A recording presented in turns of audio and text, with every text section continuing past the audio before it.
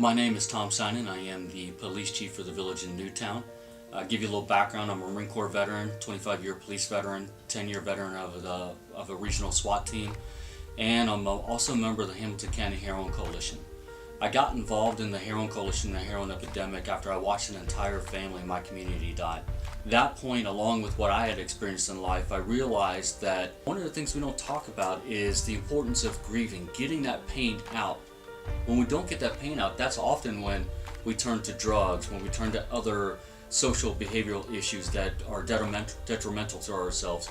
And the reason is because what we're trying to do is express that pain. We never had anyone that ever taught us how to grieve.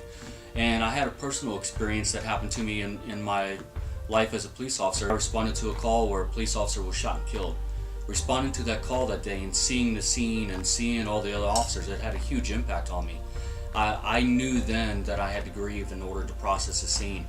And I had friends that were calling on me and they were checking on me. And I kept telling them, give me a few days. Give me 3 days just to be by myself. And the whole point of it was to go through that grieving, just to let it all in. The thing is, if I can get that grieving, accept it, if I can process it, if I can understand it, maybe not agree with it, not condone it, but at least accept it, then I can get through it. The thing is, you never forget about the incident, but it doesn't have that strong attachment, that emotional attachment to it, because you've processed it. And it's really important that we process this information so we don't hold on to it. The other thing with understanding grieving is we have to understand that life makes us a victim sometimes. Here's what being a victim means. And it's not being a victim and staying a victim, and it's not going out and looking to be a victim. It's those times when life catches you off guard, when it kicks you in the stomach, when you get knocked to the ground. Allowing yourself that moment that I gotta accept this has happened to me. If I can accept that I'm a victim right now, then I can get back up.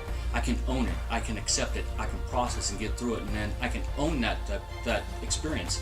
To be able to come out and say, this happened to me, this was my experience, to share it with other people and share that grieving, what it does is it allows other people to open up and they realize that, hey, you're a human being just like I am. And I think that's one of the most important things I've done in my police career, is I've really got to feel the human experience. It has really enriched my life. I got into police work to change the world, and what I realized is that it actually has changed me. So it goes back and forth, and if we can experience that human kindness in us, if we can experience being a human being, then we understand the true meaning of life, and that vulnerability is part of it. It is not weak being vulnerable. It takes an incredibly strong person to say, I got knocked down, this is what I felt, this is what I went through, this is what I accepted, and this is how I overcame it. I think if we did more of that, then probably we wouldn't have as many issues as we do with social issues or behavioral issues or even addiction. It's one of those things that if we allowed ourselves to be human beings, we could overcome a lot more things.